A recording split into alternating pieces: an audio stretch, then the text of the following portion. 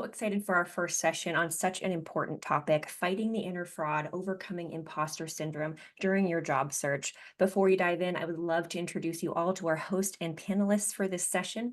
Our host is Kelly Podersky, Vice President of Solutions Consulting at Proof, Brandy Anderson, Senior Solutions Consultant at Eightfold, Amin Ibrahim, Senior Director of Presales at Hootsuite, and Utkarsh Banwar, Associate Manager of Presales at Cloud9. Thank you all so much for being here. I know this is going to be an epic session.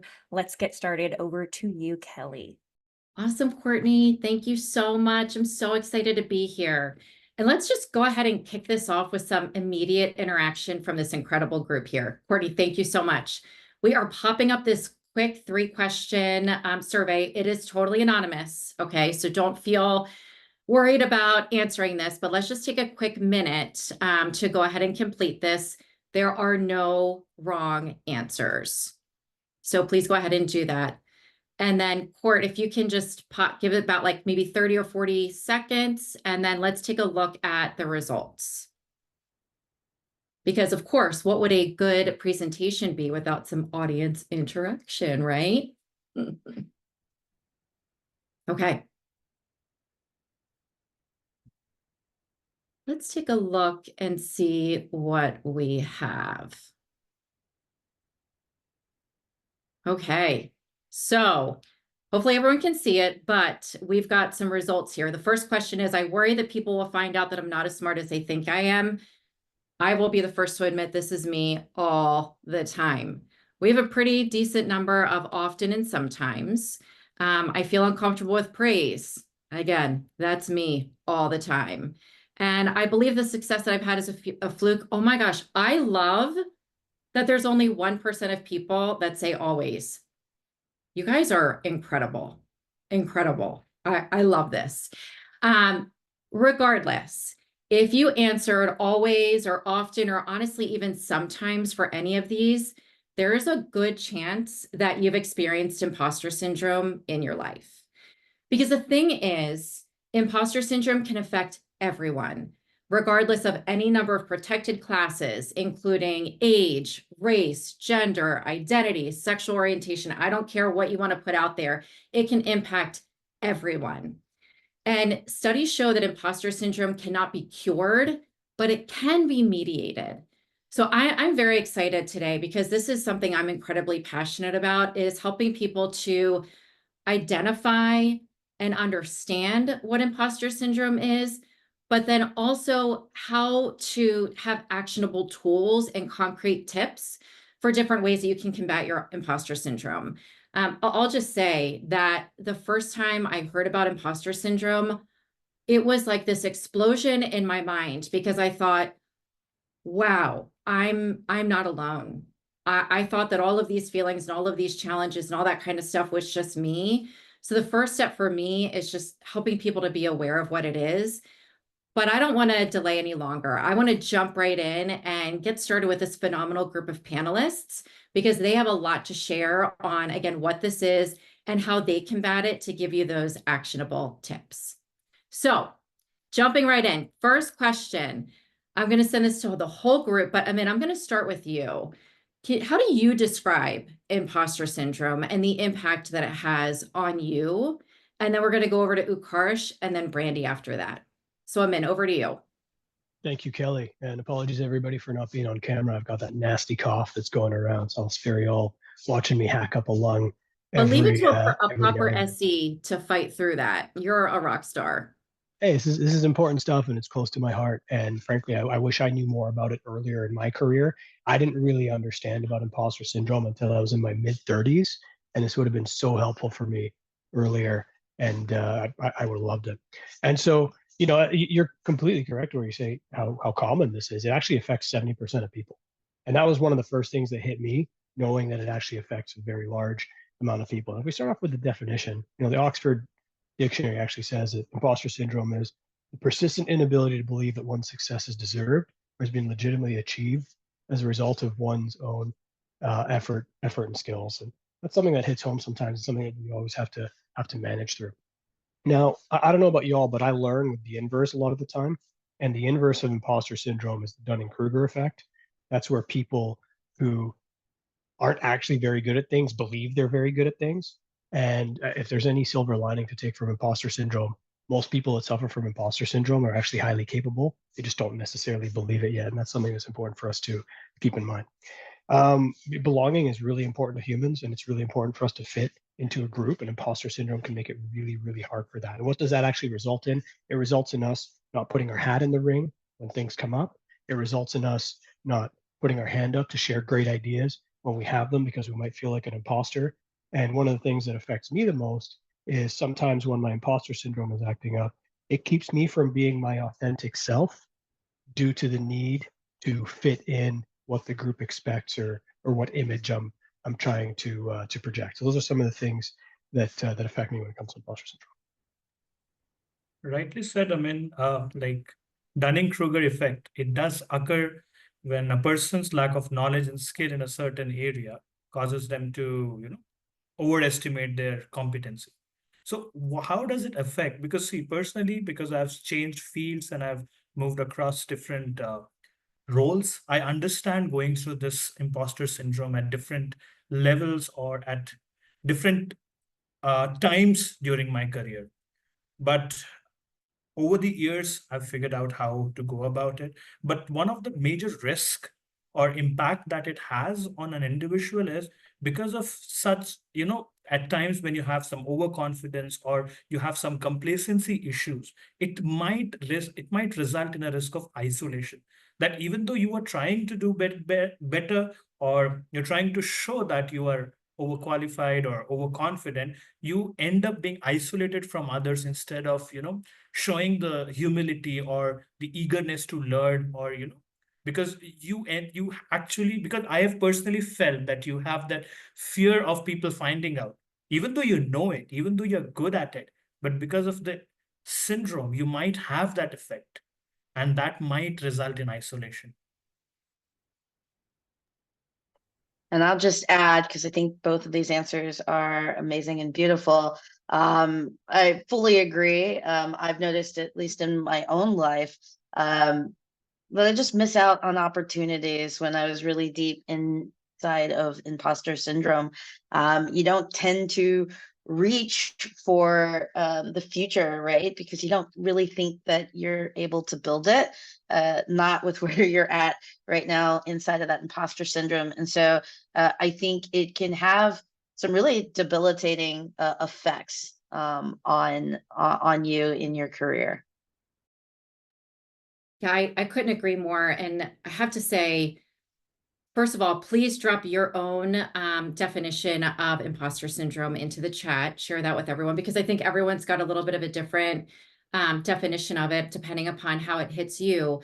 But I have found that pretty much every good solution consultant I've ever known absolutely suffers from imposter syndrome, because the beauty of this career is every SC, every pre-sales professional, value, if you're in proposals, whatever you're in, you're really good people and you always want to do the right thing and make people happy. And those are great ingredients for imposter syndrome. But something I want to dive in a little bit more about here is something I think that's really important. While Amin brought up the huge point that 70% of people are impacted by it, I think that those with a minority or underrepresented population, I think it hits this group of people even harder. Utkarsh, can I start with you? You have a great way of talking through this, and then Brandy, and then Amin. So what I believe is disproportionality.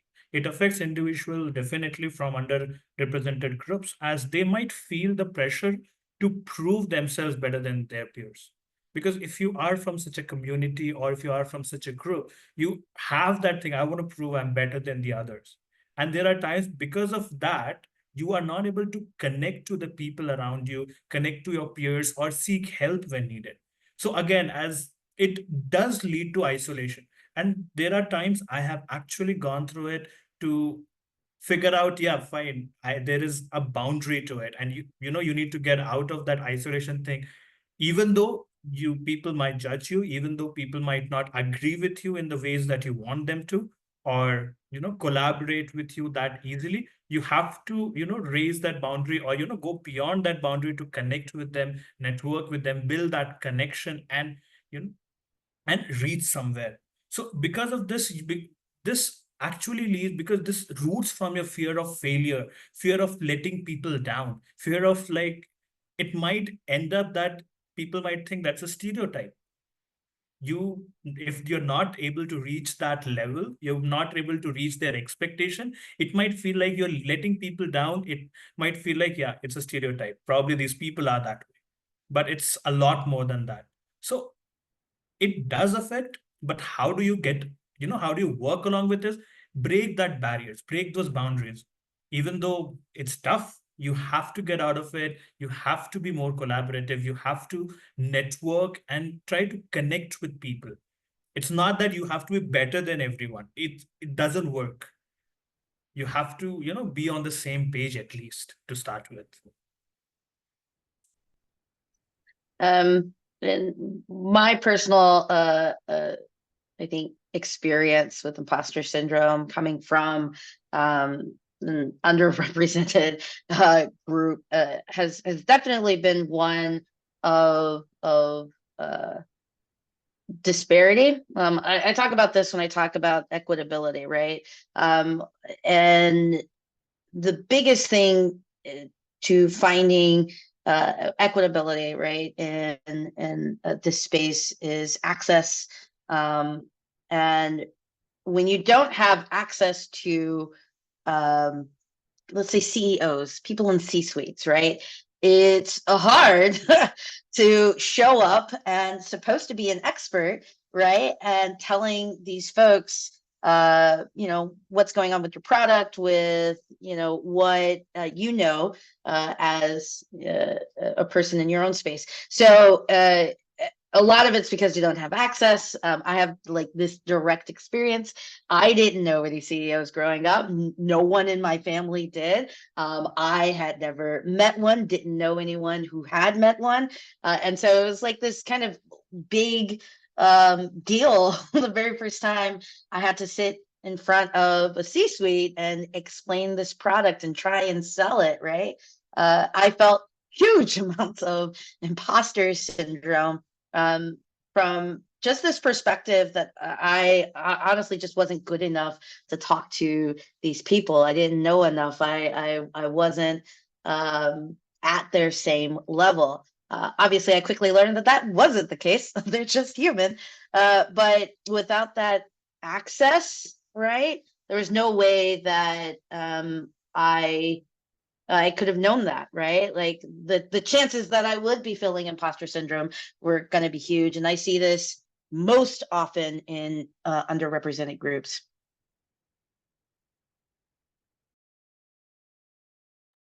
Namin, I know you have a story to share too. Yeah, I mean, I think one of the important things for us to keep in mind is that the immigrant story is fundamentally an imposter syndrome story. If we look at my own personal story, I was born in Egypt and I was raised in Egypt, England, Canada, and Texas up until I was 18. I was in 4 different countries. I was always the new kid at school. Even when I stayed in the same city, I moved around within the city. And it is a fascinating experience to feel like you're on the outside and constantly having to prove yourself to a new group. And that can affect a lot of us. And it doesn't just stop in childhood or when we become adults. As we enter a new, you can be super competent at a job and then go to the next one and then you feel that again. And so imposter syndrome is such a fascinating thing because it is fluid and it is relative and it is something for us to keep in mind and something for us to manage. I would obviously argue that underrepresented groups are overly represented when it comes to imposter syndrome. Doesn't mean that represented groups don't feel it, because that is the reality. But I thought that's an interesting thing for us to share and talk about. I completely agree. Gosh, I think we could use the next 4 hours just to talk about this topic. I mean, Brandy, I wrote down the word disparity. That's a big, powerful, and very loaded word. And I think everyone on here can relate to that in some way, shape, or form. But when it comes to imposter syndrome, I feel like disparity just exacerbates it, exponentially. Since this is the Career Navigator Summit, I think it's worth mentioning too that I can't tell you how many people I've talked to in pre-sales that I'm like, oh, how did you end up in pre-sales? It's my favorite question because no one grows up saying, I'm going to be in pre-sales. I'm going to be a solution engineer, solution consultant, whatever. No, like that's not a thing. And it's pretty cool that there's organizations like Pre-Sales Collective. And I've even started to hear some universities that are starting to build these types of programs. But really up until that point, that's not a thing. So I've worked with people that were teachers, that were lawyers. I worked with an archaeologist that became a pre-sales professional. Like there's so many different people that come from these backgrounds. But I think another big area, especially from a career path and a career change perspective, it's really important to acknowledge that you're likely feeling these imposter syndrome feelings because even if you're not in one of these named underrepresented minorities, you're thinking to yourself, wow, I'm 5 years behind the curve or 10 years behind my peers or whatever the case may be. I just want to encourage everyone, ask the questions. That's been debilitating to me my whole life, is saying, I don't want to ask a question because I think people are going to think I'm dumb, or maybe I should know that. I guarantee you that when you ask that question, someone else is asking themselves that same question. And to that point, I don't want to make imposter syndrome feel like it's all doom and gloom. It's actually not all bad news.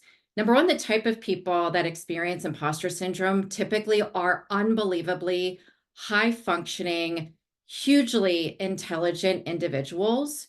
So I want to ask the team, and I'm going to kick it off with you. What are some of the more unexpected upsides to imposter syndrome? Yeah, this is always a fun one. So what does imposter syndrome do for me that's beneficial? Imposter syndrome almost gives me a bit of a chip on my shoulder where I have to prove to myself and others that I belong there and that I can provide a ton of value. And that drives me to work really hard to learn a ton, to work hard, to network, to make sure I'm talking to the right people, I know the right people. And it's actually been very helpful in my career to actually do great work and provide a ton of value. Now, the downside is this all comes at a bit of a toll from the mental health side of it, right? So my inner critic is savage. If I'm in a meeting and I don't feel like I added a lot of value or I didn't ask the right questions or my point didn't land, I'm not very kind to myself after that meeting ends because it's just reinforcing that imposter syndrome a bit. And so it really does drive you to there's this podcast I love, and there's always this term that he uses, not just what are you going towards, but what are you running away from? And that is what really drives people to excel and do amazing things. And so the key is, how can we best manage and reduce that mental health cost, ideally to zero, so we can continue to do all those great things and then not necessarily suffer from some of the downsides. But at the end of the day, it drives me. I want to prove myself wrong. I want to prove everyone else wrong. And that's been driving me all my life. I mean, there's a quick plug asking what the name of the podcast is, if you remember off the top of your head. Diary of a CEO. I have to check it out. Fantastic. So what I personally believe, I totally agree with you, and that's true that there are both upsides and downsides to it. Upside one being it actually motivates you for improvement. And as you said, that continuous learning and setting up higher standards for you, it helps. And that's, if you look at it right, even if you look at from a career perspective for a long-term career, most of the people who have gone through imposter syndrome or have experienced it some or the other time in their careers, they end up being very leaders who have empathy towards their team. They understand. They generally are the ones who are good mentors because they understand the reality. They have gone through it.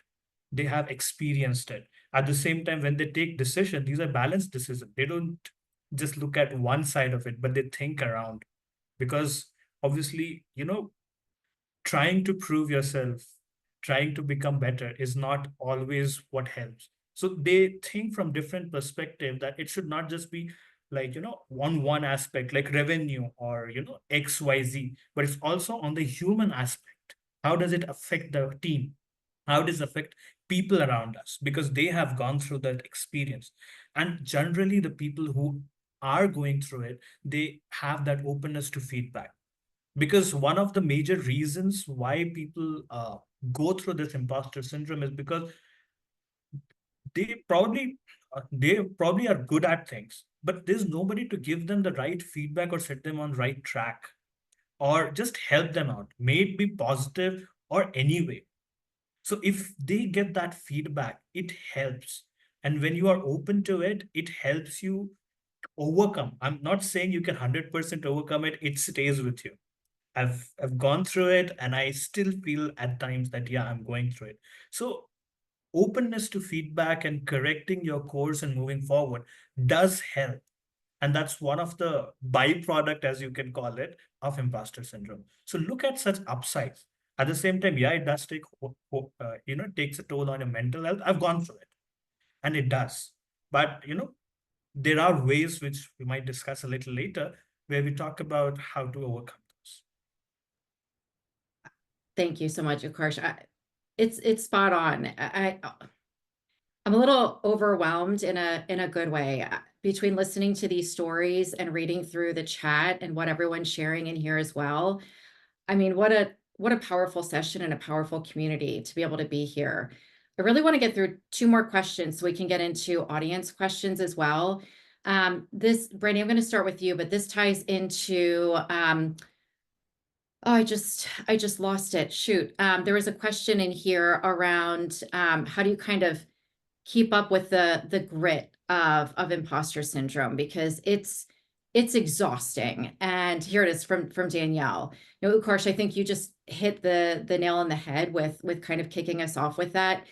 I will say there's days where I have the energy and there's days where I just don't. There's it can be really, really tough. So I want to take that with that in mind. I want to go into the next question. And Brandy, I'm going to start with you and then go over to Amin. Tell me a little bit about your relationship with imposter syndrome. So like now that you understand what it is, you recognize what it is, how do you kind of approach work and life differently with now that you have this understanding? Yeah, I saw the same question in the chat too about grit. And I'm going to say this. I actually don't believe in grit. I believe in practice. To me, grit sounds like I've got to grin and bear it. I've got to try and hold on for as long as humanly possible. And I am not about that life. I'm about ease, and I'm about reducing stress, and I'm about not being perfect, right? And I think overcoming imposter syndrome is just like, I don't know, walking every single day because it's really good for your heart, which my doctor tells me I should do.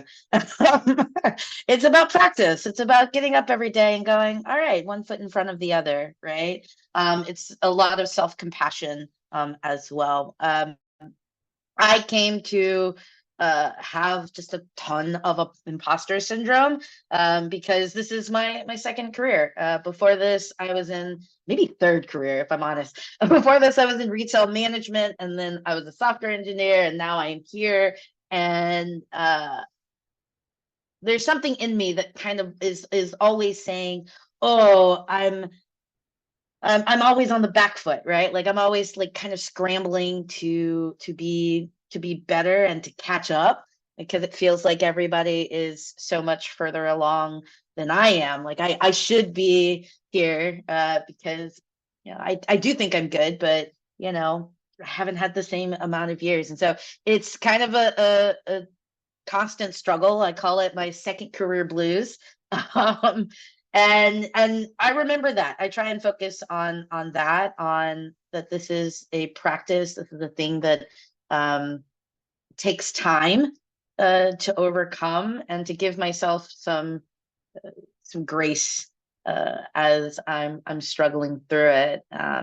And I think a really big key to that is understanding what I'm actually strong at instead of focusing on my weaknesses. Because I think it's really easy when you're in that imposter syndrome phase to go, oh, I'm not good enough, or I should be, or I should have, and flipping that a little bit and focusing on, well, what did I do well here? Well, what can I do that I know for sure is within my wheelhouse and for sure is a thing that I excel at. And that's how imposter syndrome has kind of changed the way that I approach my career, approach life in general. Practice, not grit. I feel like that should be all of our new hashtag. I love it. I mean, how about you?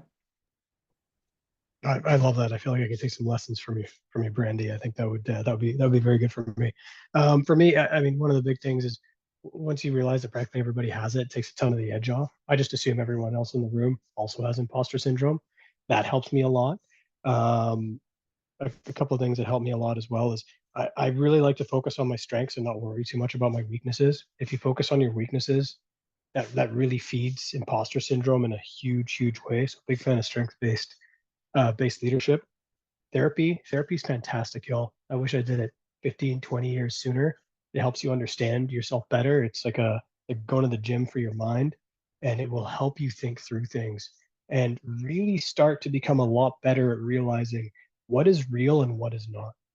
What stories am I telling myself that are real about this imposter syndrome, and what is not? Sometimes I'll I'll finish giving a presentation, for example, and I'll come off the presentation and I'll be frustrated with myself for, oh, I missed this point, or I don't think I had enough energy in this area or that area. And then I'll listen to the recording and I'll come away thinking like, this was great. This was actually great. Objectively, factually, this was great. I have no reason to worry about it. On to the next thing. And those are some of the things that have been really useful for me to combat it. Awesome. Well, as I promised at the top of this session, I want to make sure that everyone leaves with very actionable tips and tricks, because I don't think that there is a fix for imposter syndrome, but it's really how we can cope and what those coping strategies and skills are that are really critical. So I want to end kind of our panel discussion before we open up for questions with everyone on the panel sharing, what are the most impactful strategies that you have learned to help combat it, and your best advice that you have for the audience. And I want to share a quick personal story before I turn it over. I recently left my company where I was for 8 years and just started a new job a few months ago. It was terrifying. I mean, terrifying, because I left the comfort of kind of knowing all the things, and I was the go-to person for the answers, where to find all that kind of stuff, to a new company. And my role expanded to not be just solution consulting, but other things, area that I've never done.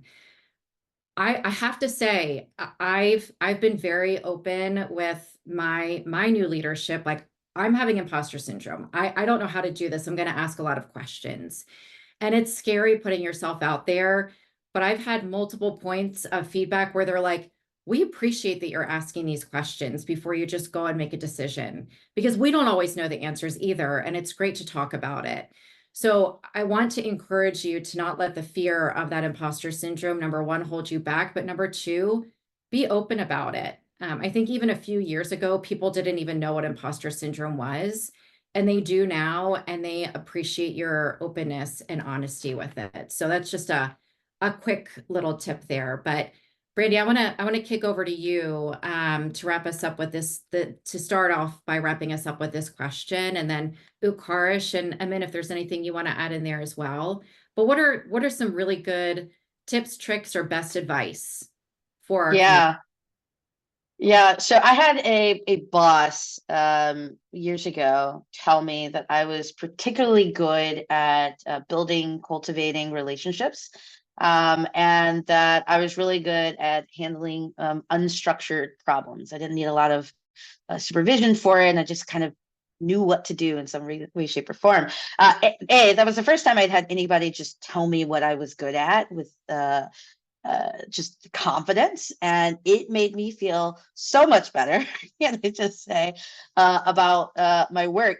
So much so that I do that all the time now. I just ask people, usually doing an annual review cycle or a one-on-one. Then I ask because I want to know what my strengths are.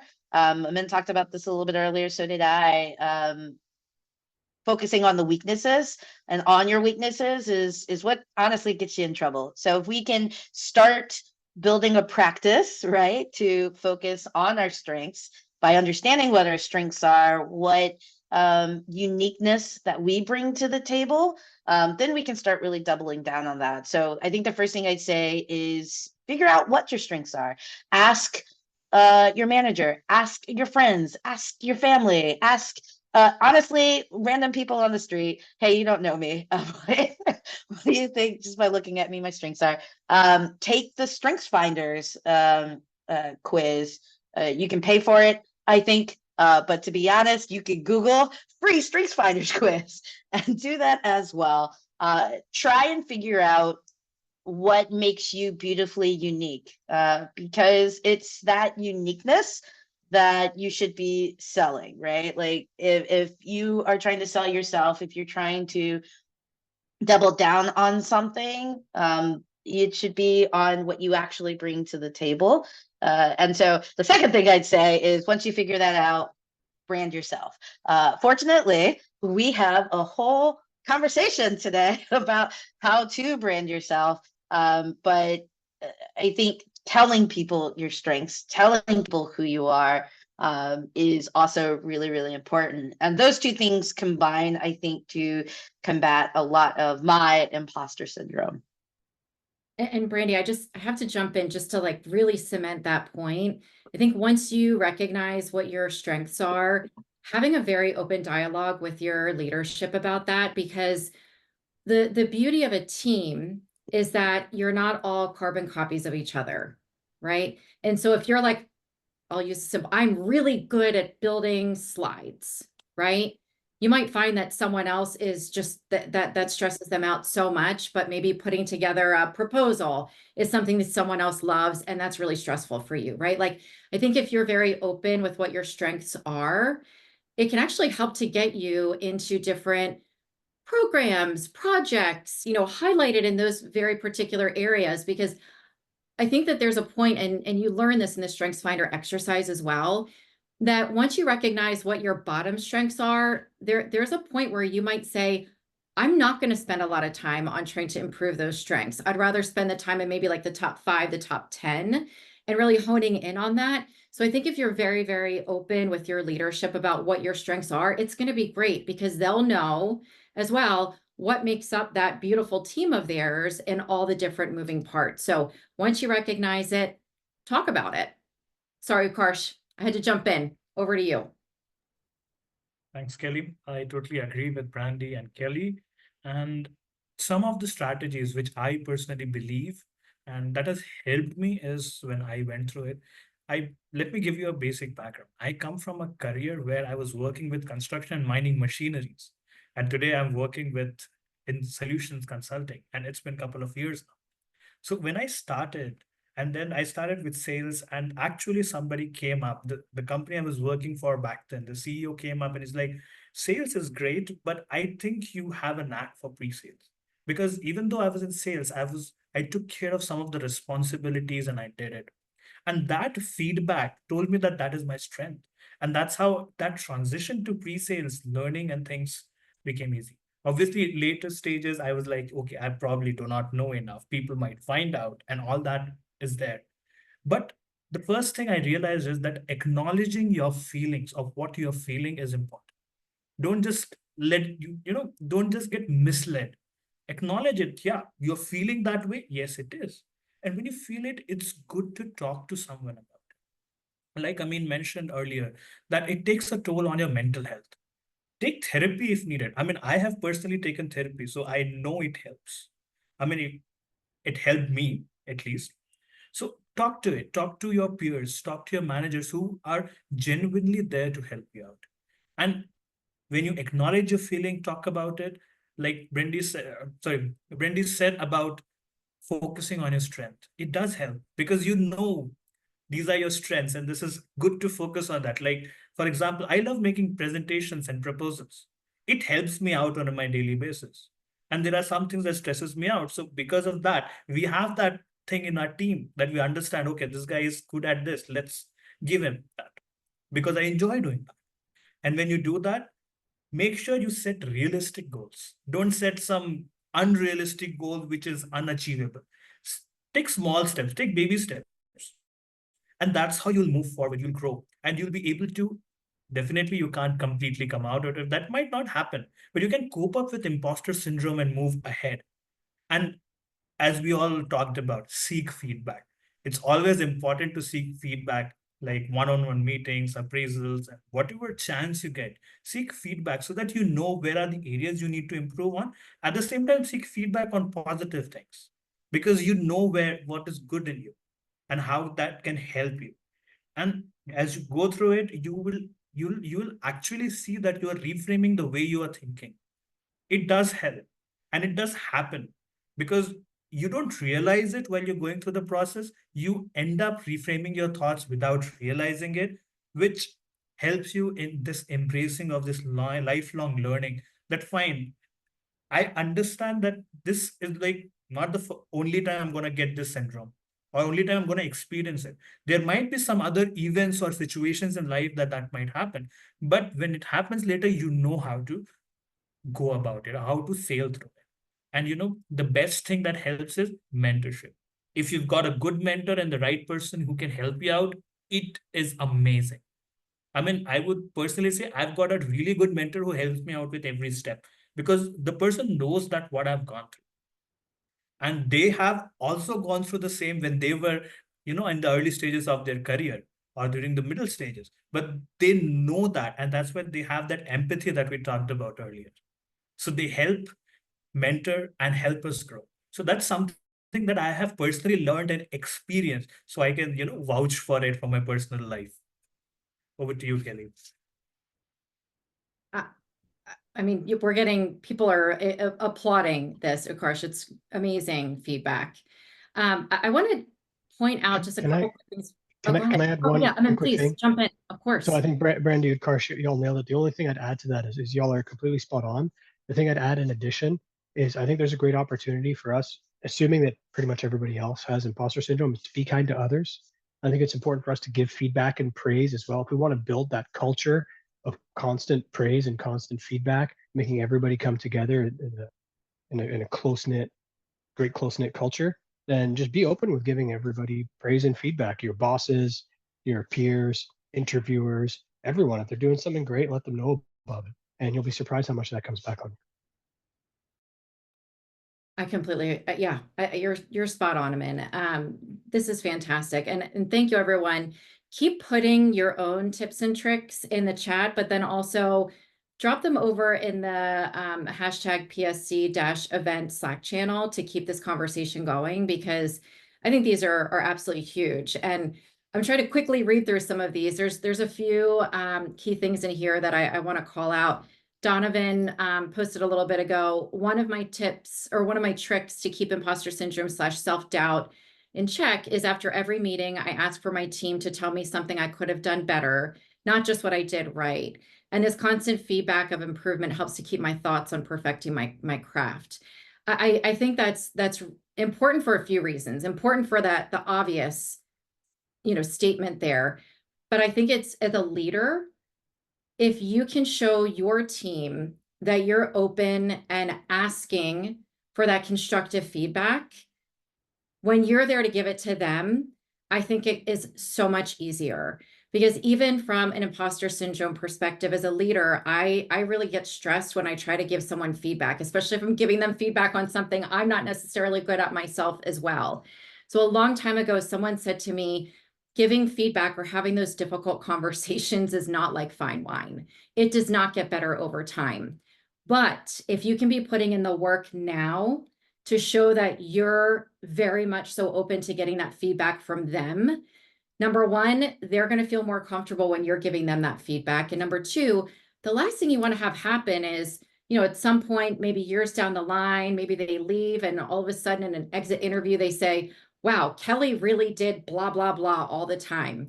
And maybe I had no idea, right? That's awful. And the reverse can very much be true as well. So Donovan, I just wanted to call that tip out for a variety of different points. And then someone else in here said, I've been struggling to be better at this with myself. I'm always the first person to put myself down. I'm the same way. And it's really hard. I have to say it took until me becoming a mom and seeing my kids start to get older where they're like, Mom, why do you always say that about yourself? That it's really hit me hard, because this is when you say it enough and when you believe it enough, people do start to look at you that way also. And I would never want my kids or the people on my team to feel that way as well. So I saw in here somewhere else too, I keep losing as people type in, I'm losing my place, but someone else said, try to talk to yourself as you would talk to a friend, because you would never talk to a friend the way that you're talking to yourself. But again, back to that grit/practice point earlier, I fully admit that there's days where I just don't have the energy to do that. And that's okay, because there's going to be other days where I do have that energy to remind myself, it's okay. And the more I'm asking these questions, especially to people like these big fancy executives, right? The more I'm realizing they're trying to figure this out as well. So keep asking those questions. I think it's hugely important. I did see one question come in. I can't believe it's only one question. But the question, and Amin, thank you for jumping in. If you want to expand upon it here as well. The question was, what's your view on using AI to help validate and bounce off ideas to strengthen the knowledge and know more and feel less like an imposter? Anybody want to respond? I have a quick thought around it. I mean, when I have to give demos, there are times you're not sure. You prepare a script, you keep things ready, because if it's a technical demo, you are at a stage where it has to be really polished. I actually have a conversation with one of the, conversational bot, so that, I can actually tell that this is what I'm feeling or this is what I plan to say. And it gives me an actual feedback. Sometimes, obviously, there are people around who can give you that feedback, but when nobody is around and you have the responsibility to do it end to end, you need something. And it's not a bad idea. Wherever you can get that feedback, that's just one example. But there are times you have to prepare, I had to prepare some presentations or proposals, and I didn't have knowledge about it. Obviously, you can Google search, it helps, you get a lot of information, but validate or, whatever, like Amin said, whatever can be the source, if it helps you gain the knowledge and have the right place, why not do it? It will strengthen you. I mean, that's the result. It will strengthen you and help you out.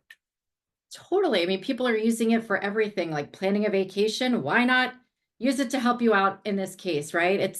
It's new still, but I think this is a great idea. Even if it's just more so like, I think I know what I should do. And it's a really easy source to just validate it or give you a different way. Because what keeps me up at night, I always say to my team, what I stress about is I don't know what I don't know. So why not? We're using AI for everything else. Try it out. But keep in mind, it's not always perfect. True, Yeah. very true. Brandy, go ahead. Just to add a thought here as well. As we talk about imposter syndrome and finding our own strengths, sometimes you run into this idea of like, do I really know that that's my strength? And then if it is my strength, what to do with that? I think AI, especially conversational AI like our chat GPTs of the world, are actually really good at giving us some of those answers. So if you get into these conversations with these tools, it's great to feed it your thoughts about where you're at right now, and then ask it to help you figure out what to do with those strengths, right? So if I'm really strong at relationship building, for example, hey, ChatGPT, how can I use this strength to get further in my career, to connect with more CEOs, there's all sorts of things we can do on that front. But yes, if you are the type of person who really likes the idea of AI, you can certainly use it for that as well. Yeah, totally. Okay. Oh, this is a great question that just popped in. How do you deal with imposter syndrome during interviews? This is a good one. Anyone want to jump in on this? Yeah, Brandy, go ahead. Yeah, but I actually saw Min come off Okay, mute Brandy, first if you want to after go. after Oh, you. okay, all right. Run into this a lot. And I talk to a lot of folks who are sort of in the hiring process as well. And I work for a company that sells HR products. So I'll talk to a lot of people about hiring. Listen, I think the very first thing to realize about recruiters and hiring managers and everyone else is they are literally exactly like CEOs. They're just humans, right? And like I talked about a little bit earlier, understanding that you're kind of just going in to talk to humans, but also why you're there and what strengths you have and what information you have to share with those interviewers about yourself, I think is really important. That's why branding is important. That's why understanding your own strengths is important. And going into that interview, not that like that person is here to judge you, but as if you are here to judge if you are going to be a right fit for that company. If you want to be working for that company, I think that is a great way to go about the interview process. I would also say when I was trying to practice and work through imposter syndrome, everybody doesn't have to do this. You don't have to do it either. But I used to do like a short meditation right before I had to go on a demo. I would sit there and I would say, these people are human. These people are just here to find information. These people are probably very nice. They're not going to be mean to you, Brandy. They're not going to hate you. They're not going to see you as a fraud.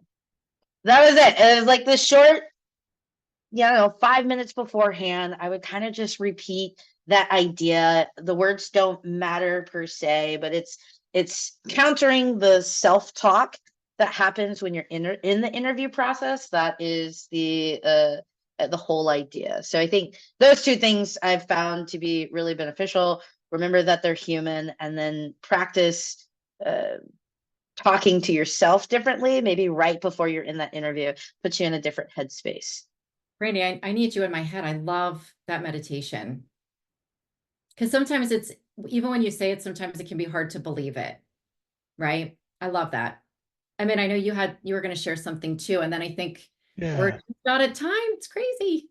that's awesome, Brandy. I couldn't agree more. And I've got an approach that maybe is slightly different, but I think they're both very complementary. I always find that interviews almost over-index a bit on the confidence side, right? They look for that a lot, and what always helps me a lot is just really visualization, right? Like if you can visualize yourself in that role, if you can visualize yourself with that company and then work back, it takes a lot of the sting off the interview. And I found that to be a very, very powerful thing for me because you're Absolutely. already there. That's the thing. Remember, I try to remind myself and people as well that it's like a relay race, right? You have to celebrate. Obviously, we want to get the job. But if you don't celebrate, like, okay, I made it past this round, I made it past this round. Obviously, the goal is to get to that end point, but don't forget to celebrate the successes along the way. Again, easier said than done. I have to remind myself of that all the time, but let me put this out as my own little PSA to remind you, you're number one, you're not in it alone, and celebrate those little successes and honor each of those milestones that you hit. Yeah. So that was, oh, go ahead. Brady, we're going to say Oh, something I else. was just gonna double down on that and repeat the practice, not grit part. Practice implies that you're gonna fail along the way, and that's totally okay. When you're in that interview process and you're sort of running against, oh, didn't get that job. Great, that's more information for you to know how to approach the next thing, and doubling down on those strengths and celebrating what you did learn and what you were able to accomplish is important, so important. And That's remember, it. remember, it's their loss, not yours. True. I'm going to speak on behalf of all four of us before we turn it back to you, Court. Like, here's our own imposter syndrome. I know we're all sitting here thinking, I really hope that some of this, any of this, even 1% of this was a help today. Your questions, your comments have been inspiring and just thoughtful, insightful. Please keep that conversation going. And I can't thank you enough for allowing the four of us to join this time with you today. So Court, back to you. Thank you.